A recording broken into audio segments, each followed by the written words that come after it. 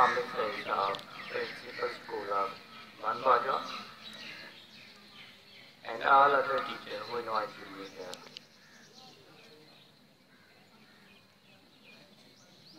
आजकल डायरिया का सीजन है।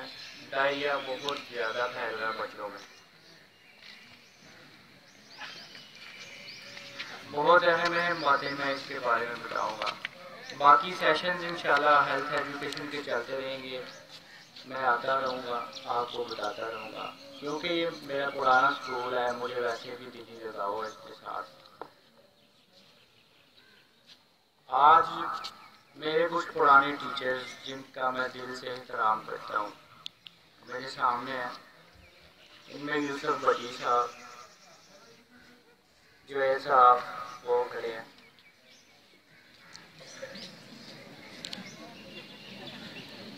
शाह साहब भी मेरे टीचर थे। मुनीर साहब से मैंने इंग्लिश पढ़ी थी, इन्होंने मुझे मॉनिटर बनाया हुआ था। लियास साहब और खोखर साहब।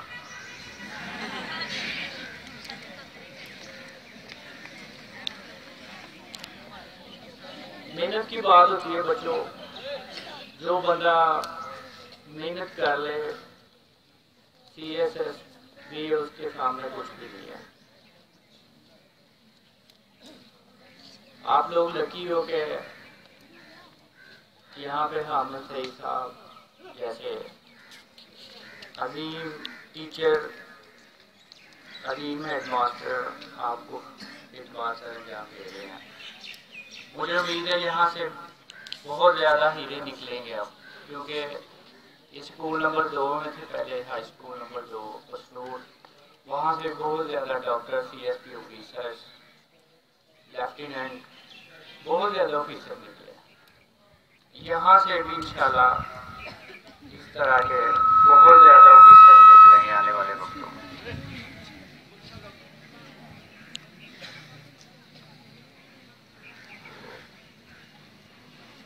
क्योंकि आज मुझे बुलाया गया है, खास तौर पे डायरिया बहुत ज़्यादा फैल रहा है। आज मैं चंद अहम बातें बताऊंगा इसके बारे में, ताकि आपको भी समझ आ जाए। मेडिकल टर्मिनोलॉजी इसमें ज़्यादा यूज नहीं करूंगा मैं। आजकल डायरिया क्यों फैल रहा है? सर्दियों में क्यों कम होता है, इन दिनों क्यों ज़्यादा होता है? कोई जवाब देना चाहे आप में से? What is the source of diarrhea? Anybody? 10th वालों में से कोई 10th वालों में बता सकता है कि डायरिया क्यों आजकल फैल रहा है? Major source of diarrhea in these days, fly.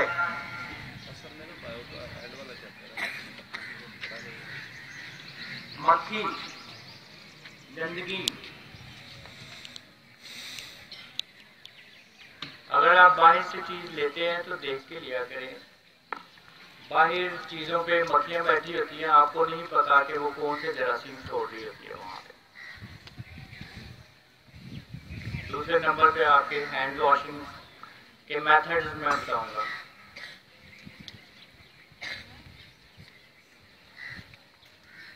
Hand किस तरह वॉश करना है आपने। खसूसन खाना खाने से पहले साबुन के साथ, कोई भी एंटीसेप्टिक हो उसके साथ हाथ लाजमी धोया करें। इनमें हैंड वॉश करने के तरीके ये हमने सामने लगाए हुए हैं, इसको जरा देख लीजिए।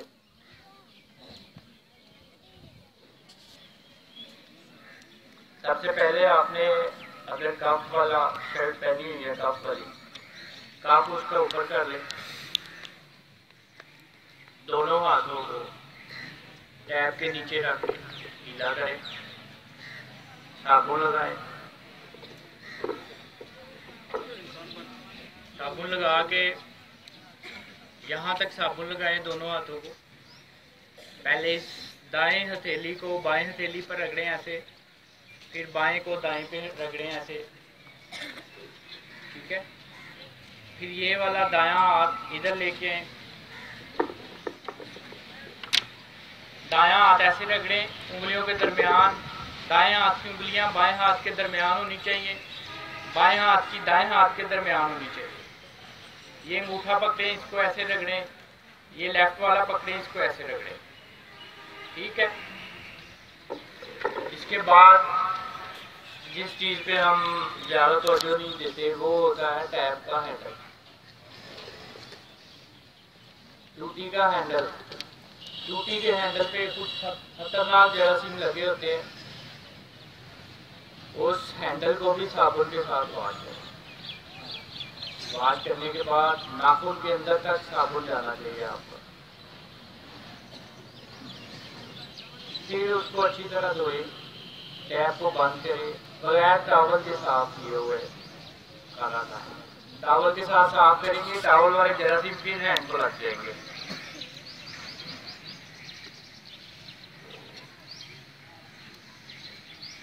ये एक मेथड है डायरिया और बहुत सारी ऐसी बीमारियों जो जानलेवा भी हो सकती हैं उनसे बचाव का।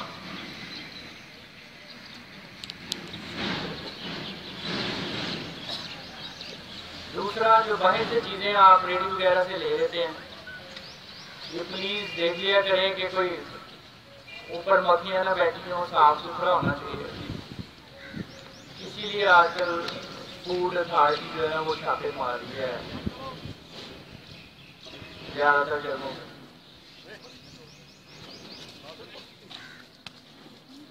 अब डायरिया आपको, आप में से किसी बच्चे को हो गया पानी में, डायरिया की तारीफ क्या है किसी को पता है?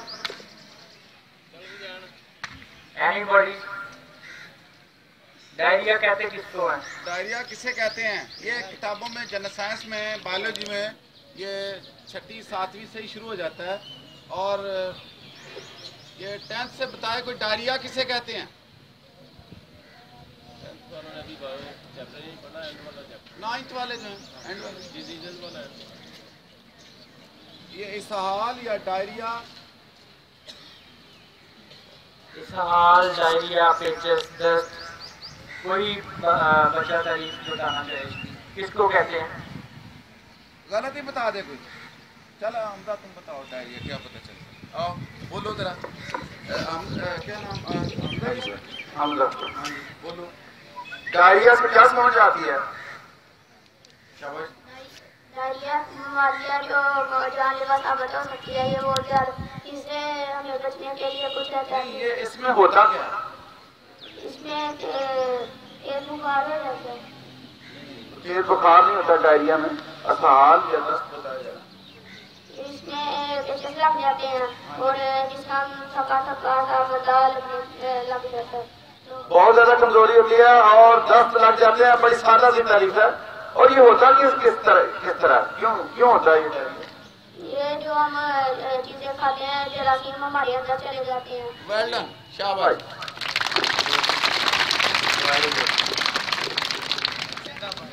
डायरिया की तारीफ ये है 24 घंटे के अंदर अंदर 3 या 3 से ज्यादा पतले पखाने, राइस वाटरी स्टूल,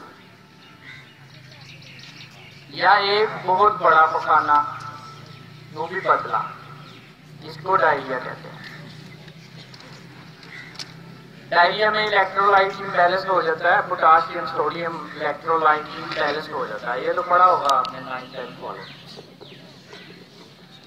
उसकी वजह से बॉडी एक होती है, मस्कुलर पेन होती है, एब्डोमिनल क्रैम्प्स, पेट में दर्द होती है। चले मैं ज्यादा डीपली नहीं जा रहा, मैं सुपरफिशियल सी चीजें बताऊंगा आपको ताकि आपकी जिंदगी में काम आए, किसी हमसाए को आप बचा सके या किसी रिश्तेदार को या अपने घर में कम अज कम। अब डायरिया हो गया, डायरिया से होती है डिहाइड्रेशन, पानी की कमी जिसको कहते हैं। डिहाइड्रेशन की 3 टाइप्स है, वो से सुन ले। No dehydration, some dehydration and severe dehydration. No dehydration में क्या होता है? नंबर 1, नो डिहाइड्रेशन में क्या होता है? नो डिहाइड्रेशन में लूज मोशन होते हैं, लेकिन पानी की इतनी ज्यादा कमी नहीं होती। साइन सिम्टम्स जो डिहाइड्रेशन के हैं वो नहीं आते बॉडी में। उसकी ट्रीटमेंट भी बता देता हूँ। उसकी ट्रीटमेंट जस्ट ORS। 1 लीटर पानी में 1 पैकेट ORS डालें और उसको 24 घंटे के अंदर अंदर खत्म करें।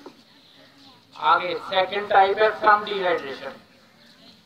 सम डिहाइड्रेशन में कोई बड़ा है, बच्चा है, कोई भी है जिसको डायरिया होगा, इरिटेबल होगा, ये लिप्स होंठ उसके ड्राई होंगे, टंग ड्राई होगी, टंग बाहर मुंह से निकाल के क्यों देखते हैं डॉक्टर? ये डिहाइड्रेशन को देखने के लिए देखते हैं। खुश्क जुबान होगी, सनकन आईज होगी, आंखें पीछे को धंसी होंगी। अगर स्किन आप यहाँ से पकड़ के पिंच करते हैं तो टर्गर स्किन होगी, पीछे आहिस्ता आहिस्ता जाएगी। ये सम डिहाइड्रेशन। सम डिहाइड्रेशन की ट्रीटमेंट क्या है? इसको फौरन IV फ्लूइड लगने चाहिए और ORS। आगे है सीवियर डिहाइड्रेशन।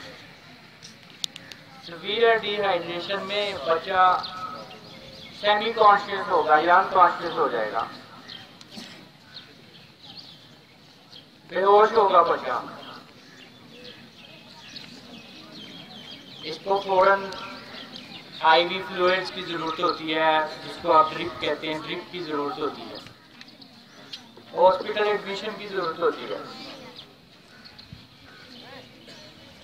अब अगला क्वेश्चन ये है जो सबसे ज्यादा इस लेक्चर में सबसे ज्यादा इम्पोर्टेंट बात है, जरा गौर से सुन लीजिएगा। अगर आपको रात को किसी को डायरिया हो जाए, आपके किसी भाई को हो जाए, किसी सिस्टर को हो जाए, आपके पेरेंट्स में से किसी को हो जाए, डॉक्टर नहीं है, ये गांव है, डॉक्टर नहीं है साइडों पे, हॉस्पिटल भी नहीं जा सकते, आप क्या करेंगे? आप जो आप में से 10th क्लास में सबसे ब्रिलियंट स्टूडेंट है वो बताएगा क्या करेंगे?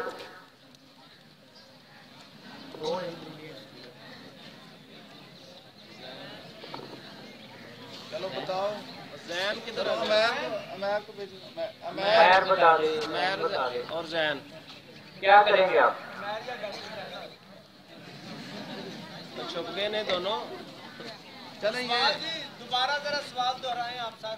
रात को डायरिया हो गया किसी बच्चे को, आप में से घर में किसी को, क्या करेंगे आप? मैं इसलिए पूछ रहा हूँ कि मेरे आने का मकसद पूरा हो, यहाँ पे आपको कुछ ऐसी चीजें पता चले जो आपको पहले नहीं पता और आपकी जिंदगी भर सारी जिंदगी काम आती है।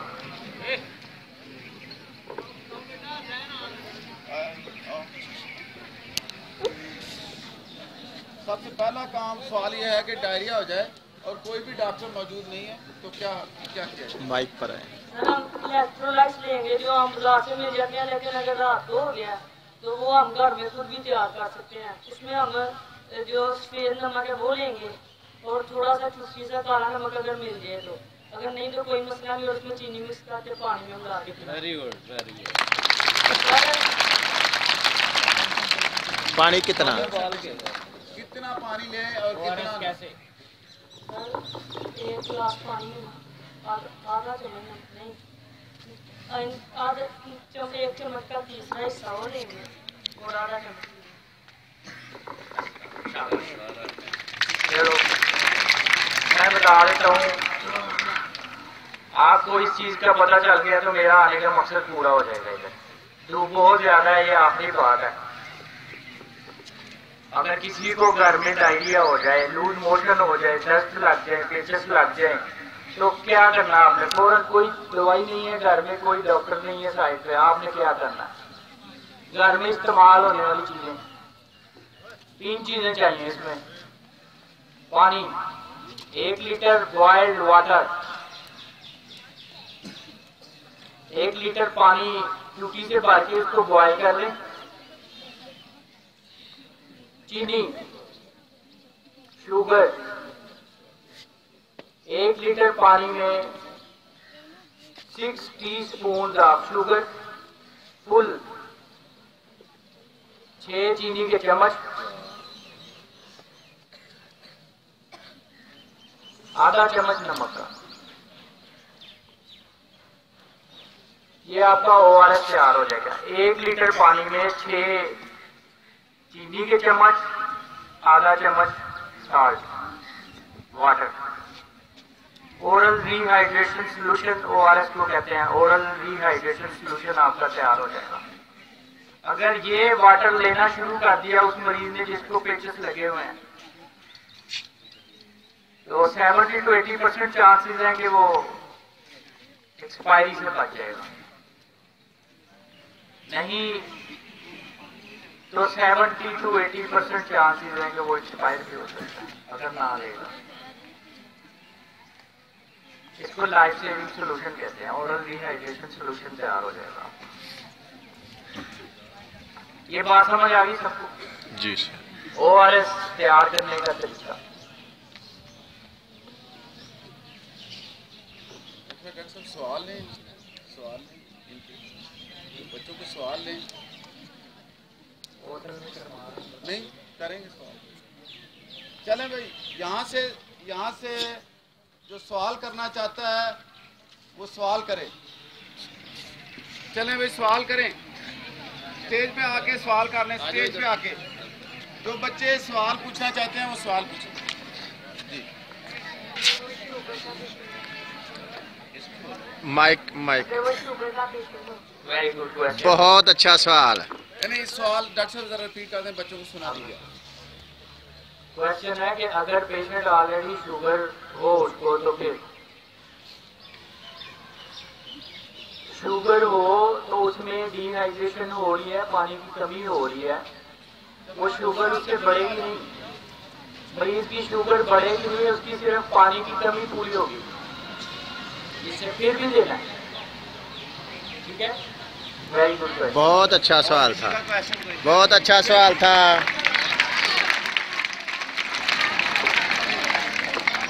अगर उल्टी आए तो क्या करना चाहिए? Good question. उल्टी आ जाए तो फिर क्या करना सवाल चाहिए? ये है कि क्या आ जाए, शदीद क्या आ जाती है और क्या आती है तो क्या करना है? चल ठीक है। उल्टी, क्या, वोमिटिंग, नौजिया, ये ज्यादातर आती क्यों है भला डायरिया में, पता है आपको? वजह से सुनो ये डायरिया में इसलिए आती है कि सबसे पहले एक मोशन लगता है, उससे इलेक्ट्रोलाइट इम्बैलेंस होता है, उसके बाद वोमिटिंग स्टार्ट हो जाती है।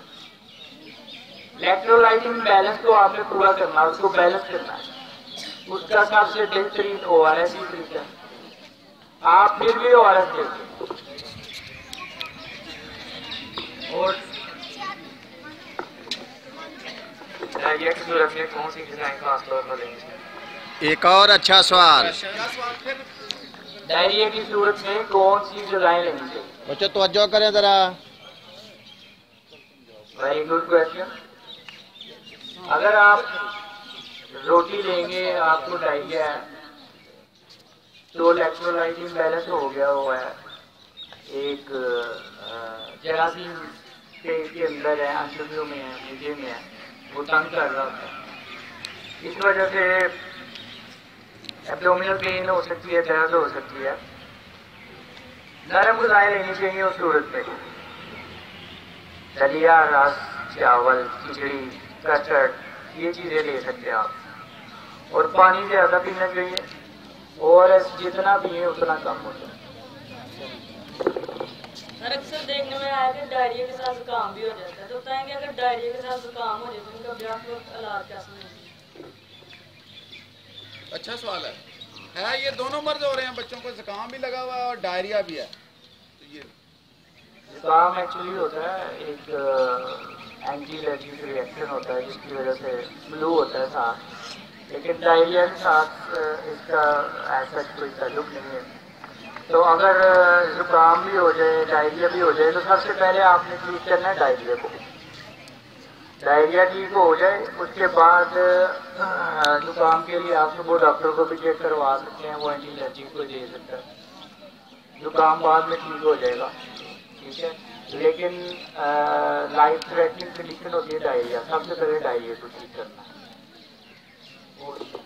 इसका मतलब यह है कि डॉक्टर साहब बता रहे हैं कि जब डायरिया हो जाए, दस्त लग जाए, क्या आनी शुरू हो जाए, तो जुकाम का इलाज नहीं करना, पैनाडोल वगैरह या इस तरह कोल्डीन वगैरह टेबलेट्स नहीं लेनी, ना ही जुशादा पीना है। यही डॉक्टर साहब बता रहे हैं। पहले डायरिया का इलाज करना, उसके बाद चलें।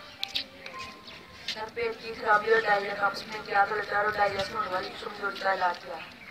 यही इलाज है डायरिया से होने वाली कमजोरी का।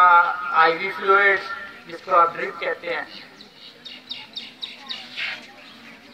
ORS, ओरल डिहाइड्रेशन सोल्यूशन, कुछ एंटीबायोटिक्स होती हैं जो जरासीम बॉडी में होते हैं, उनको खत्म करना होता है। कौन कौन से जरासीम होते हैं जो डायरिया करवाते हैं? सबसे अहम क्वेश्चन आप लोगों में के लिए है जो किसी ने नहीं अभी तक पूछा, कौन कौन से जरासीम करवाते हैं डायरिया? आपकी बुक में भी है, 9th 10th में होगा। तुम बताओगे? जरासीम ये कौन से होते हैं? इससे वायरस नहीं करवाता। कौन सा बैक्टीरिया का नाम बोलो?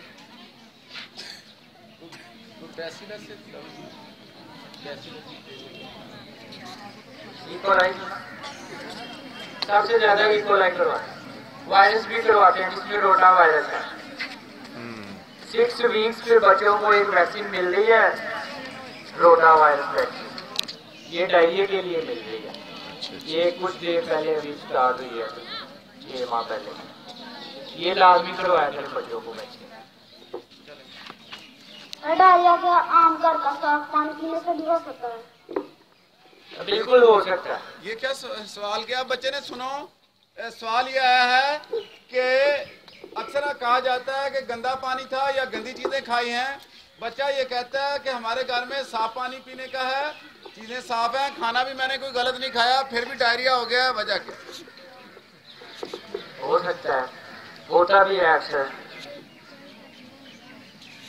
कुछ डिजीजेज ऐसी हैं जो डायरिया करवाती हैं। ये गंदगी वाली चीजें ना लें, हाथ साफ हो, पानी साफ हो, फिर भी होता है।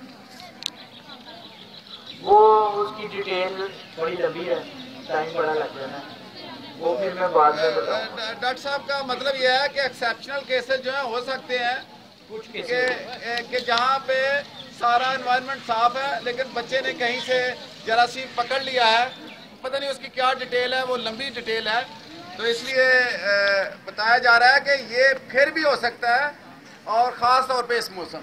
लेकिन फिर भी अगर हो जाए तो आपने ORS लाजमी लेना है उस सूरत में।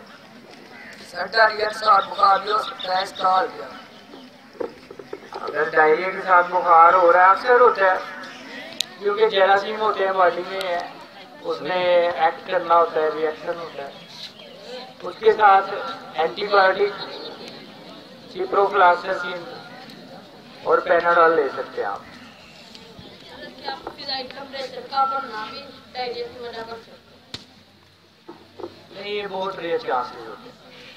बच्चे का सवाल ये था कि फ़ज़ाई टेम्परेचर की वजह से डायरिया हो जाए, गर्मी की वजह से। एक्चुअली गर्मी की वजह से पसीने आते हैं। जब पसीना ज्यादा आ जाए तो इलेक्ट्रोलाइट इम्बैलेंस हो सकता है। तो इसका मतलब हो सकता है रेयर चांसेस होते हैं, लेकिन चांसेस आएंगे। जानते हैं कि मौसमी तब्दीली की वजह से कौन कौन सी बीमारियां राहत हो सकती हैं और खास तौर पर इस मौसम में कौन सी बीमारी है?